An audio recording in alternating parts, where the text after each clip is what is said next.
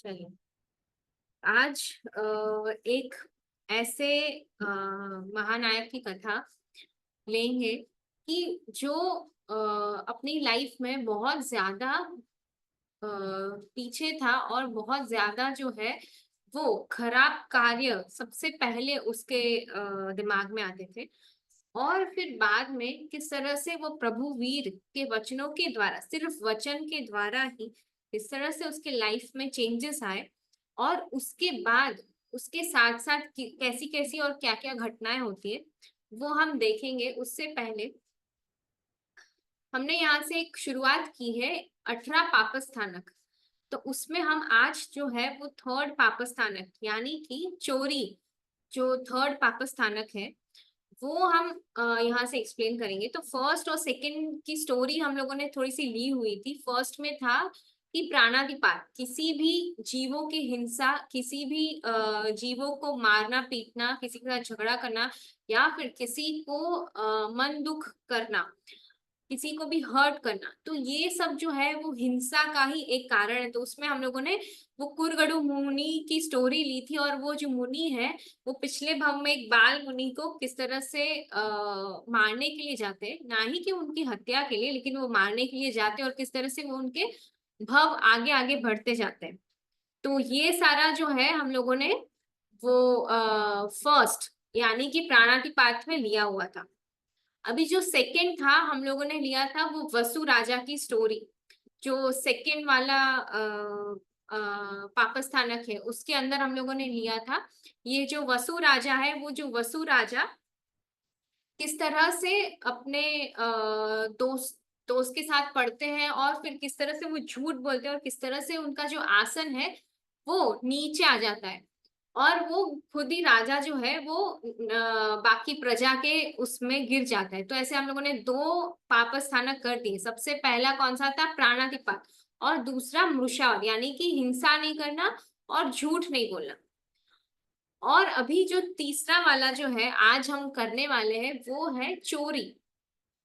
चोरी से तो मतलब सबको पता है कि थीफ जो रहता है, जो चोरी करता है, वो किस किस चीजों की चोरी करता है। किसी का कुछ धन वगैरह है तो वो लूट के लेकर चला जाता है। आवाज नहीं आ रही है क्या?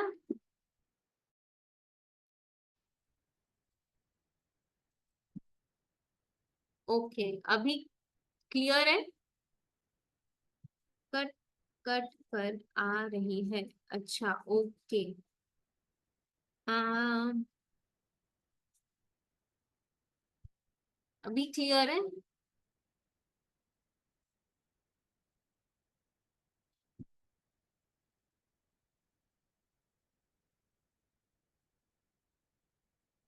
ठीक है, एक ही मिनट।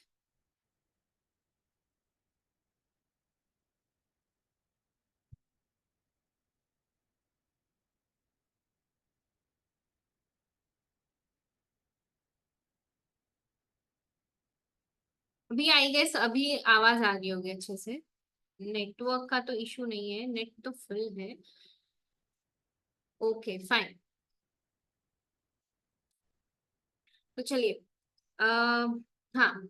तो चोरी, अगर आपने ये सुना होगा, चोरी तो बहुत ही ज्यादा इजी वर्ड है कि किसी का धन चोरी करना, किसी के घर पे जाकर घुसकर उसको, उसका जो धन संपत्ति है वो लूट लेना, किसी और की चीज जो है उसको बिना उसकी परमिशन से ले लेना। एक छोटी सी पेंसिल भी अगर हम किसी की बिना पूछे ले लेते हैं, अगर फ्रेंड्स वगैरह है और स्कूल में पढ़ रहे हैं और ऐसे कुछ ले लिया एक दो मिनट के लिए कि हाँ मैं तेरी पेंसिल से लिख रहा हूँ या ऐसे कुछ, that is a different thing. But अगर उसको बिना पूछे, उसको आइडिया ही नहीं है और हमने उसकी पेंसिल को जब्त कर लिया कि बहुत ही अच्छी अप्सरा की पेंसिल है, नटराज की पेंसिल है वगैरह वगैरह, अभी तो बहुत ज्यादा फैंसी पेंसिल्स निकल रही है और बहुत ही ज्यादा एक पेंसिल हमको अट्रैक्टिव लगती है, और हमने अपने फ्रेंड को बिना पूछे उसके बैग में से या फिर उसके पेंसिल बॉक्स में से निकाल के अपने पेंसिल बॉक्स में रख दिया, उसको आइडिया नहीं है और वो ऐसे मतलब एकदम ढूंढ रहा है, एकदम पागल सा हो गया है। और हम जो है मजे से उसकी पेंसिल चुरा कर अपने वहां मतलब आराम से बैठे। तो एक छोटी सी पेंसिल की भी चोरी करना, वो भी उसको परेशान कर रहे हैं हम लोग। अगर ऐसा आइडिया है कि चलो ठीक है उसको आज परेशान करते सब मिलके, फ्रेंड्स मिलके सब उसको परेशान करते हैं, उसकी पेंसिल जो इतनी ज्यादा अट्रैक्टिव है वो ले लेते हैं और उसको परेशान किया, वो भी एक पेंसिल की चोरी है। भले ही आपने बहुत ही ज्यादा अल्प समय के कारण किया होगा, मतलब अल्प समय यानी कि बहुत ही थोड़े टाइम के लिए ही अगर आपने किसी की पेंसिल भी चुराई है और उसको वापस करने का ही आपका मन था, लेकिन वो चोरी इज अ चोरी। और अगर वो एक बार वैसे वो संस्कार आ जाते हैं, तो एक बार चोरी करो, दो बार चोरी करो, तो फिर उसके बाद हम लोग क्या हो जाते हैं, एकदम निडर बन जाते हैं, एकदम निर्भय बन जाते हैं। मतलब हमें डर नहीं रहता है, वो हम आराम से हर एक चीज वो छोटी मोटी चीजें रहती है, वो आराम से हम लोग चोरी करते रहते हैं। तो एक ऐसे संस्कार नहीं पड़े तो छोटी सी एक पेंसिल को भी चुराया, वो भी एक चोरी हुई। और ये जो चोरी वगैरह जब करते हैं कोई, तो उससे ज्यादा से ज्यादा हम हमारे लिए इस भाव में तो नुकसान है ही है, लेकिन पर भाव के अंदर भी नुकसान है। अभी जैसे किसी की चीज चुरा ली, उसने इतनी ज्यादा मेहनत से, इतना ज्यादा कष्ट उठाकर, बहुत ज्यादा पुरुषार्थ कर कर उसने पैसे इकट्ठा किए होंगे, अभी उसने पैसे वो कमाए। वॉइस नहीं आ रही है क्या? एक सेकेंड, हाँ।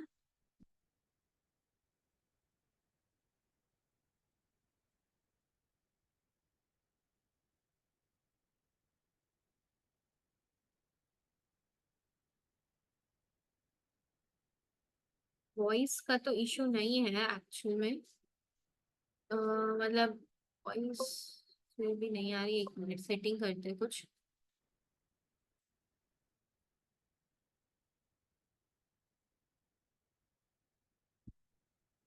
ओके फाइन, अभी ठीक है, आ रही है। हाँ ओके ठीक है। Okay fine. अच्छा अभी नहीं आ रही।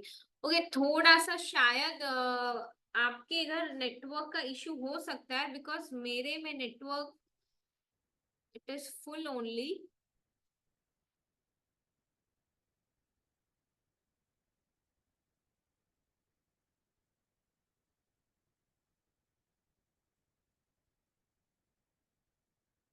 Continuous breaking. ओके अभी, अभी ठीक है।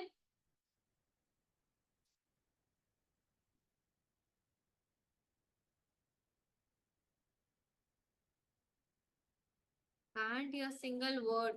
अब अभी भी आ रही है क्या? ऐसा मतलब वॉइस नहीं आ रही है?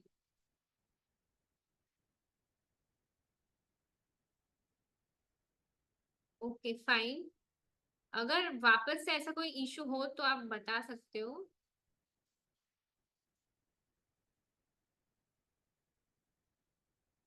ठीक है। तो ये जो चोरी की बात चल रही थी हमारी, हाँ। तो अभी जैसे चोरी कर कर तो लेते हैं, लेकिन इस भाव में भी और नेक्स्ट भाव के अंदर भी हमें ऐसा लगता है कि मतलब ये जो अगर भाव है उसके अंदर हम लोगों ने चोरी किया तो हम पे कोई ट्रस्ट नहीं करेगा, हमारा जो मतलब हम जो शायद कभी कुछ किसी चीज के लिए फेमस होंगे, उसके लिए भी हम लोग फेमस नहीं हो पाएंगे। फेमस किसके लिए होंगे? हम चोरी करने के लिए हम फेमस माने जाएंगे।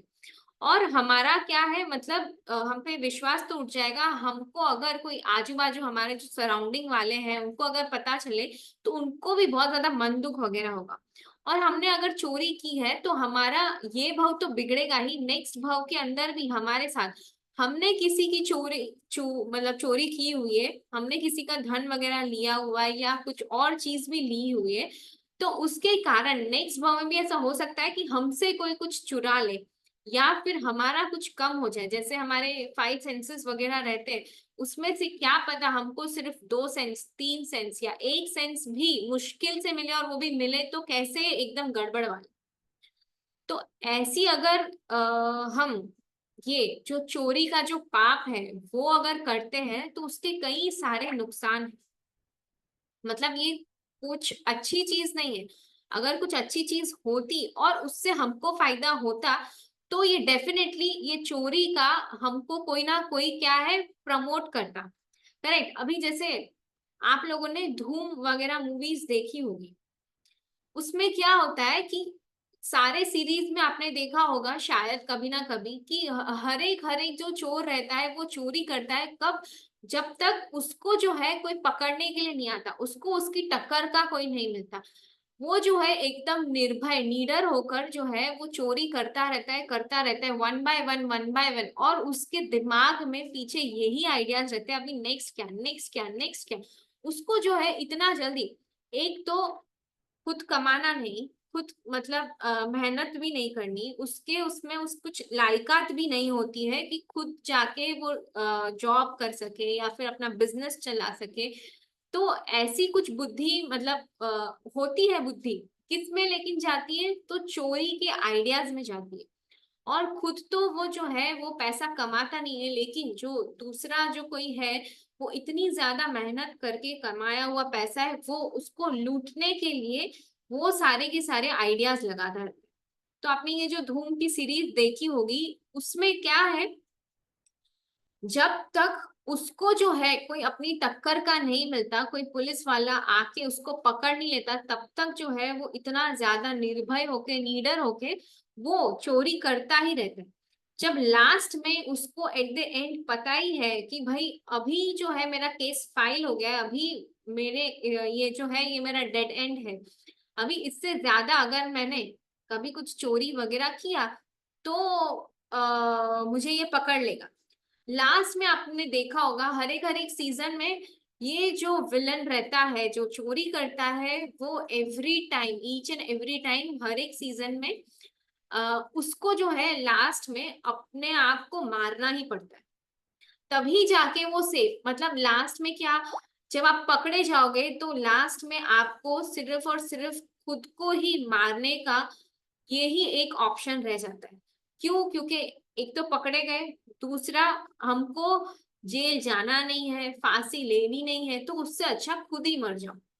तो वैसा ही हर एक उसमें रिजल्ट मिलता है। तो अगर कभी मूवीज भी देखे तो ये सब एनालिसिस कर सकते हैं कि भाई इसने इतनी ज्यादा चोरी की है, एट द एंड उसका रिजल्ट क्या है, तो उससे भी अपने को आइडिया है कि हाँ ये चीज करने जैसी नहीं। तो लास्ट में उसके जो भी हीरोज हैं, ऐसे तो हीरो है, लेकिन उन मूवीज के अंदर उनको एज अ विलन की तरह दिखाया गया है, शोकेस किया गया है। तो लास्ट में उनके साथ भी क्या होता है कि एट द एंड उन लोग को भी लास्ट में मरना पड़ता है। तो वैसे ही आज एक चोर के बारे में, चोर जो चोर था उसकी आज एक स्टोरी लेते हैं। और हमें भी कैसा है कि अगर किसी की चीज हमको कहीं पे गिरी हुई मिले, या फिर वो टूट भी गई हो, या फिर वो उसने वहां पर रख दी और वो भूल गया हो, या कुछ भी ऐसा हुआ हो, तो वो सारी चीजें भी अपने को लेनी नहीं, मतलब किसी के पैसे भी अगर जमीन पे मिल गए अपने को गिरे हुए, तो वो भी उठा उठा के हम लोग को हाँ हम दे देंगे। ये ऐसा कुछ भी नहीं सोचना चाहिए, क्या पता वो उसी टाइम पे आए और हमको एज अ चोर की भूमिका के अंदर देख ले। क्या पता जैसे किसी की मतलब वो चीज वहां पर वो भूल गया और वापस उसको ढूंढने के लिए आया हो, तो वो भी वैसा हो सकता है। और या मतलब कोई भी चीज कहीं पे भी वो टूटी हुई भी हो, शायद वो टूटी हुई कोई भी चीज हो, तो अपने को वो भी नहीं उठाना, मतलब किसी की भी हो ठीक है, उसका वो मालिक आएगा और वो लेकर जाएगा। तो हर एक ऐसी जो चीजें रहती है, अगर किसी का पर्स वगैरह भी मिल गया ठीक है, उसके अंदर कुछ आइडेंटिटी हो, कुछ एड्रेस हो, अगर हम उसको पहुंचा सके तो वेल एंड गुड। लेकिन अगर उसके अंदर कुछ मेंशन नहीं है, only rupees are there, then we should not take it. तो वैसे ही आज एक चोर के बारे में, एक चोर जो बहुत ही ज्यादा फेमस किसके लिए था, अपनी चोरी के लिए, और ये जो चोरी करता था इतनी सटीक चोरी करता था कि उसको कोई पकड़ ही नहीं सकता था। तो वैसे ही आज एक चोर की स्टोरी, और फिर लास्ट में जाके उसमें क्या चेंजेस आए, कैसे वो जो है अपनी चोरी को छोड़ता है। तो ये जो चोर है उसका नाम है रोहिणिया चोर। अभी ये जो रोहिणिया चोर था, उसके पापा और ये जो चोर, ये दोनों दो ही व्यक्ति रहते थे घर में। उसके पापा को जो था लास्ट में एंड मोमेंट, मतलब उनका जो डेथ के बिफोर जो टाइम रहता है 5 या 10 दिन का, वो दिन चल रहे थे और ये जो रोहिणिया चोर और उसके पापा दो ही जन रहते थे। अब ये जो रोहिणिया चोर है, उसके पापा ने उसको मरते टाइम पे ये बोला था कि मुझे सिर्फ आपसे एक ही वचन चाहिए। वो क्या? एक प्रॉमिस देना कि कभी भी आप जो है वो प्रभु वीर की यानी कि महावीर भगवान की वाणी कभी भी सुनोगे नहीं, कोई भी वचन उनके सुनने के लिए जाओगे नहीं, कभी भी उनकी वाणी आपके कान में नहीं पड़नी चाहिए। तो ये रोहिणिया चोर था, ये उसको तो सिर्फ क्या मतलब था, सिर्फ चोरी करता था, चोरी से मतलब था।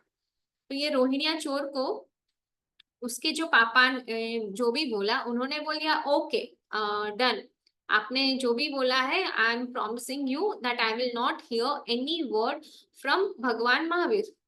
उसने जाके बोल दिया उसके पापा को, और उसके पापा की फिर बाद में डेथ हो जाती है। अभी ये रोहिणिया चोर जो है वो अकेला ही बचता है, और अकेला घर है, घर परिवार नहीं होता, मतलब एज इन जनरली भी थीव्स वगैरह का कोई ठिकाना नहीं रहता है, कोई घर, क्योंकि स्टेबल घर अगर वो लोग रखेंगे तो क्या होगा, कहीं ना कहीं से तो पकड़े जाएंगे। तो कोई स्टेबल घर नहीं, कोई परिवार नहीं, खाने पीने के ठिकाने नहीं, कुछ भी नहीं। तो जैसे ही ये रोहिणिया चोर था वो भी वैसा ही था, उसका कोई ऐसे एज इन घर तो था लेकिन उसके कोई खाने पीने के ठिकाने और कुछ भी नहीं था।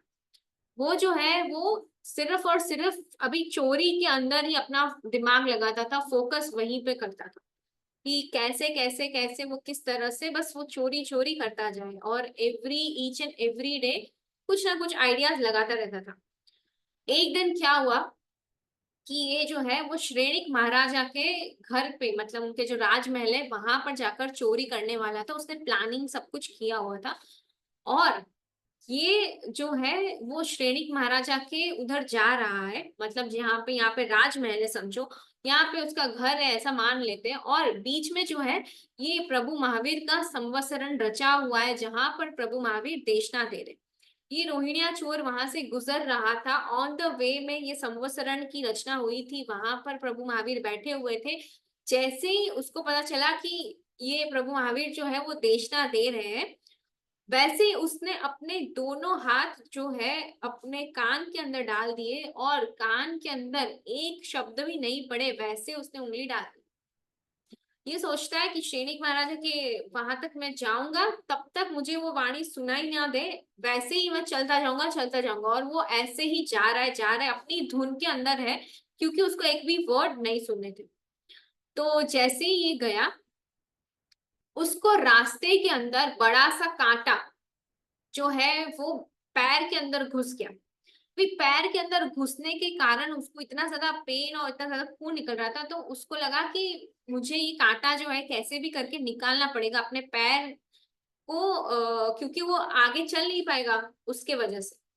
तो इससे सोचा कि अभी जो है मुझे दोनों हाथ निकालने पड़ेंगे, बिकॉज कांटे को निकालना है। लेकिन जैसे ही उसने थोड़ा सा हाथ निकाला, वो प्रभु महावीर की वाणी जो है उसके उसमें जा रही थी, उसके कान में पड़ रही थी।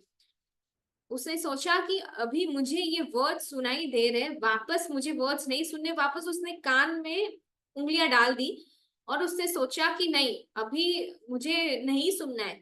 लेकिन वो पाँव में कांटा लग गया था, उसके कारण उसको इतना ज्यादा पेन हो रहा था कि कोई छुटकारा ही नहीं था, आगे चलने का कोई रास्ता नहीं था, बिकॉज वो पाँव कैसे चला था, उसको इतना लगा हुआ था। इसीलिए उसको वापस से वो हाथ कान में से उंगली खोलनी पड़ी, और उसने क्या किया, दोनों पाँव के बीच में ऐसे कान को रख दिया कि मुझे सुनाई ना दे और मैं आराम से वो कांटा में निकाल दूं।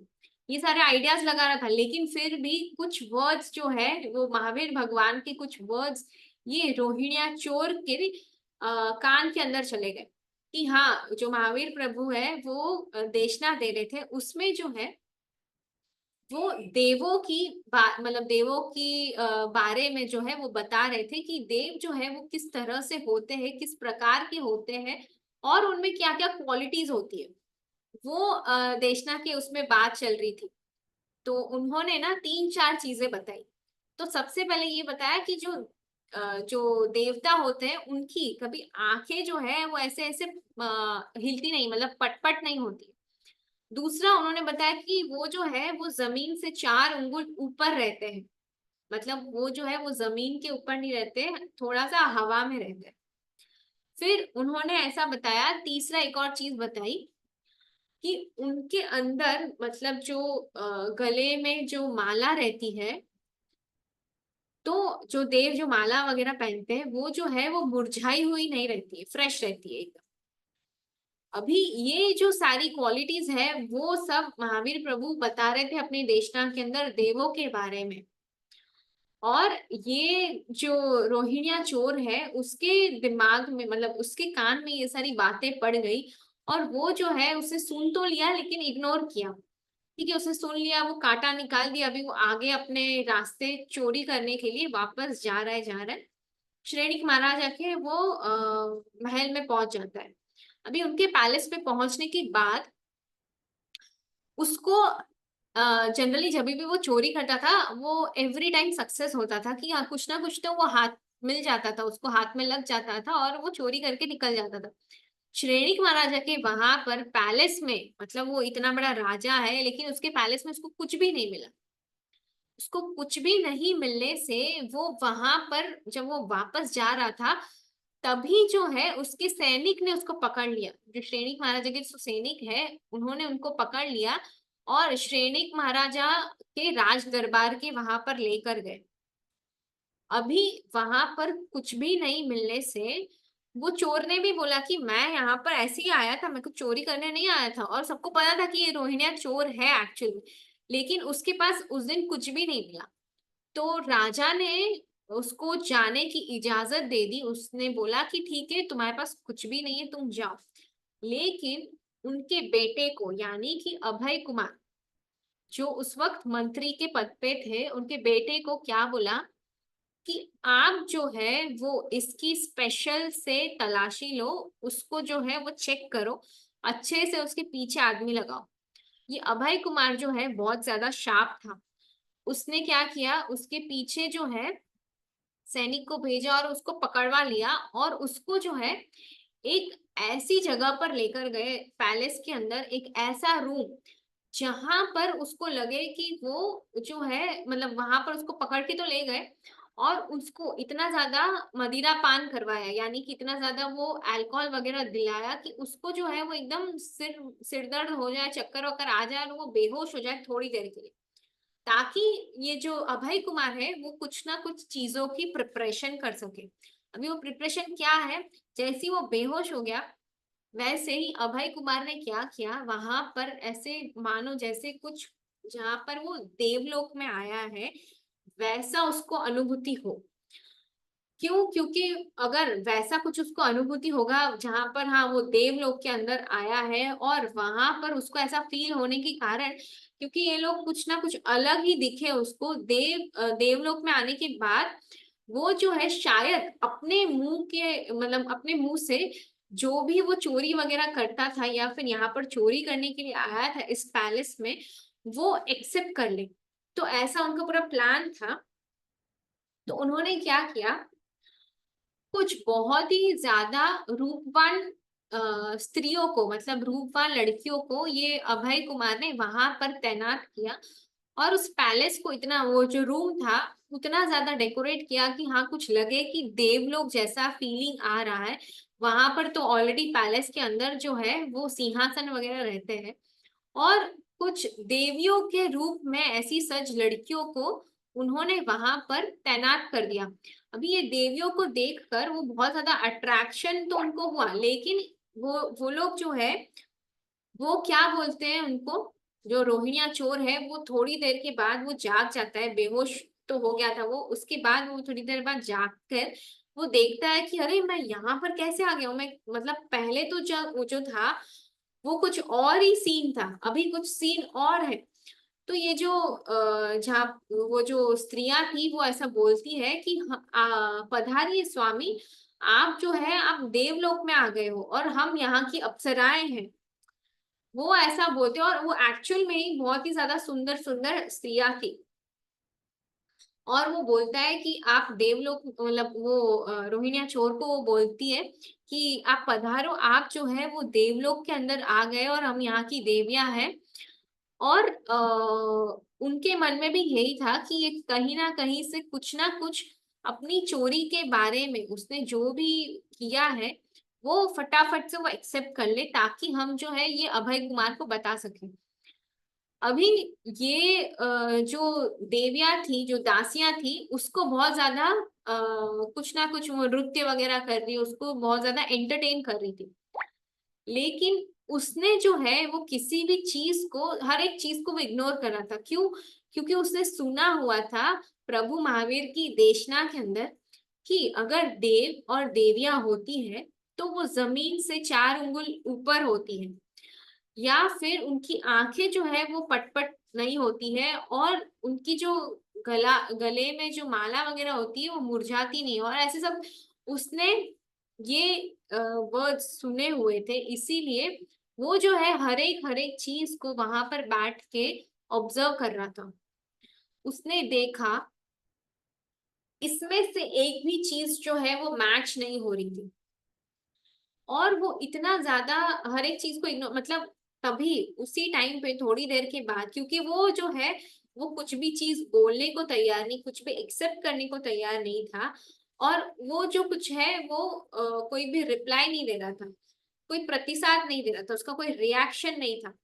इसीलिए थोड़ी देर के बाद, क्योंकि अभी अभय कुमार को लगा कि ये एक्चुअल में ही, मतलब एक्चुअल में वो चोरी करने नहीं आया, तो अभय कुमार थोड़ी देर के बाद आते हैं वहां पर और देखते हैं कि वो जो है वो चोर कुछ भी नहीं बोल रहा है, कुछ भी उसने नहीं किया हुआ है। वो अभय कुमार उसको छोड़ देते हैं। अभी अभय कुमार ने उसको छोड़ दिया, तब उसको ये रियलाइज हुआ कि मैं अभी तक जो चोरी करता था उसमें अभी तक मुझे किसी ने पकड़ा नहीं, लेकिन ये फर्स्ट टाइम मैं पकड़ा गया और उसके अंदर भी मैं बच गया। और क्यों बचा? क्योंकि प्रभु महावीर के कुछ शब्द मेरे कान में पड़े हुए थे, और उनके कारण मैं जो है यहाँ पर बच गया हूँ। मेरे पापा ने तो मुझे बोला था कि उनके एक भी वचन नहीं सुनना, लेकिन आज उन्हीं के वचन के वजह से मैं जो है यहाँ पर सुरक्षित खड़ा हूँ। मुझे कोई पनिशमेंट नहीं है, मैं जेल में नहीं गया हूँ, या फिर मुझे मृत्यु दंड भी नहीं मिला। क्योंकि पहले के जमाने में होता था डायरेक्ट, अगर आपने कुछ चोरी किया है या फिर कोई भी गलत काम किया और जब भी मंत्री या राजा ने आपको पकड़ा तो आपको सीधा वो फांसी वगैरह की सजा भी सुनाते थे, ये भी ऑप्शन था। तो अभी उसको बहुत ज्यादा डर तो बैठ गया था, लेकिन फिर भी वो ऐसे सोच रहा था कि अब से जो है मैं चोरी तो बिल्कुल ही नहीं करूंगा, लेकिन सबसे पहले प्रायोरिटी में मेरे लिए क्या होगा, तो प्रभु महावीर की देशना होगी। और ये जो उनके कुछ वर्ड्स सुनने से मुझ में इतने ज्यादा चेंजेस, और मैं यहाँ पर आज इतना ज्यादा सेफ हूँ, उसके कारण मैं कभी भी आ, अभी चोरी तो नहीं करूंगा, और उन्हीं के उसमें मैं देशना सुनने जाऊंगा। तो वो जो है वो आगे जाकर प्रभु महावीर के, मतलब वहां पर जाता है, देशना वगैरह सुनता है, और उसी के भाव में, मतलब वो जब मतलब रोहिणी चोर था, सॉरी, तब उसके बाद उनका जो नेक्स्ट भव रहता है वो जो रहता है वो देवलोक का, मतलब इतना ज्यादा चेंजेस और इतना ज्यादा परिवर्तन उनके अंदर आ जाता है ये सारी बातें सुनने के बाद, और देखना उनकी, और वो सुनता ही रहता है, और उसी के चलते वो बहुत ही अच्छा एक मनुष्य बन जाता है। और उसके बाद उनका जो नेक्स्ट भव है वो उनको एक्चुअल में ही देव का मिलता है। तो ऐसे ही ये जो चोरी का एक हम लोगों ने एग्जाम्पल देखा कि चोरी नहीं करना, और चोरी अगर कोई भी चीज करते, जैसे हम लोग बहुत सारी उसमें आता है अभी एग्जाम्स वगैरह के अंदर भी कुछ ना कहीं वो चिट्स वगैरह पास ऑन करके या फिर वो एक्शन वगैरह करके या कुछ होके हम जो है वो चोरी वगैरह करते हैं। लेकिन चोरी एक चोरी है, अगर वो एक छोटी सी भी चोरी हो, जैसे आप लोगों ने सुना होगा, ये भी एक स्टोरी है कि त्रिशला माता और देवानंदा, ये दो माताएं थी प्रभु वीर की। ऐसे तो त्रिशला माता के घर के अंदर ही, घर से ही उन्होंने जन्म लिया था, उनकी एक्चुअल मम्मी तो त्रिशला माता ही थी, लेकिन उससे पूर्व सिर्फ 86 डेज के लिए प्रभु महावीर जो है वो देवानंदा की कुक्षी में रहते हैं। अभी देवानंदा की कुक्षी में 86 डेज के बाद वो त्रिशला माता की कुक्षी में आ जाते हैं। और वो भी किस कारण? क्योंकि जो देवानंदा रहती है और जो त्रिशला माता रहती है, उनके पिछले भाव में वो दोनों क्या थे? देरानी और जेठानी। अभी ये जो देवानंदा रहती है, उन्होंने त्रिशला माता के कुछ रत्न जो है वो चुराए हुए रहते हैं।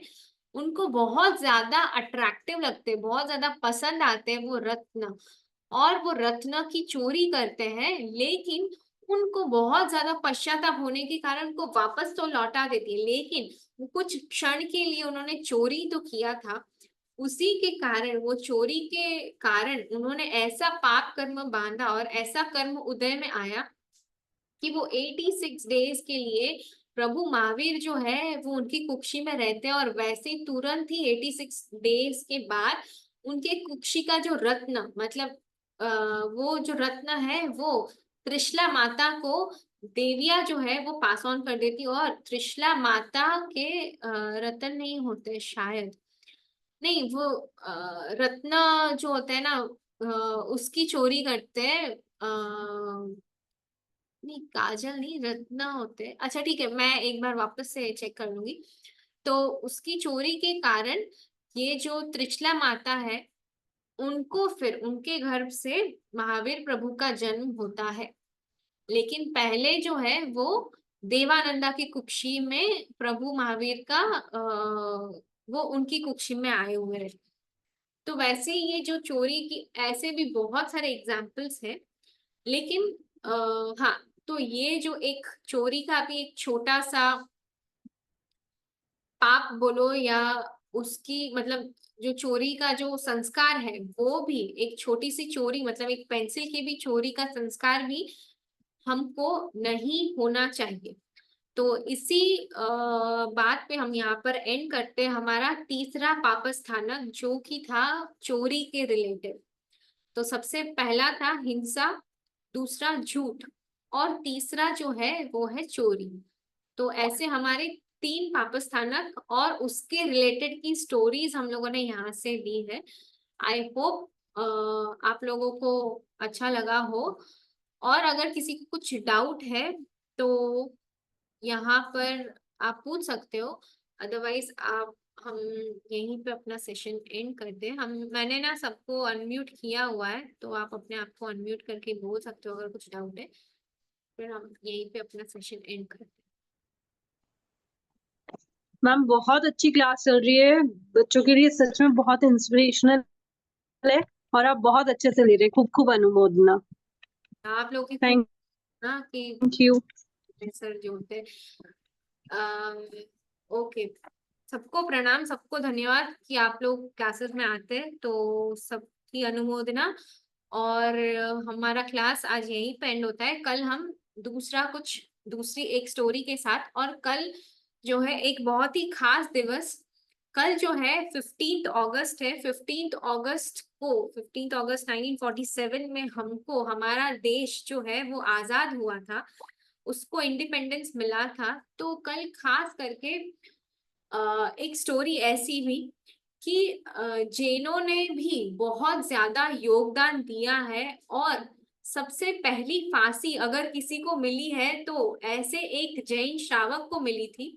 तो वैसी उनके रिलेटेड एक स्टोरी जो है कल के दिन हम यहाँ से क्लास में लेंगे। और 15 अगस्त जो कि अपना इंडिपेंडेंस डे है, किस तरह से कितने ही लोग जो है वो अपने देश के लिए कुर्बान होते हैं, कितने ही ज्यादा सैनिक वगैरह है जो कि बॉर्डर के ऊपर तैनात है, और उसी के कारण हम आज इतनी ज्यादा सेफ्टी से बैठ पाते हैं।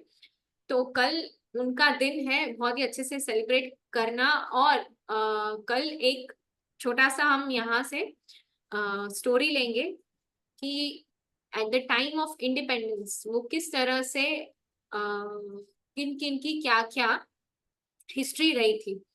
तो वैसा कल का एक दिन। तो ठीक है, आज हमारा क्लास हम यहीं पे एंड करते हैं। जिनाग्ना विरुद्ध कुछ भी बोला है तो मन वचन काया से मिच्छामि दुक्कडम। सबको खूब खूब धन्यवाद। आई होप सब शाखा में होंगे।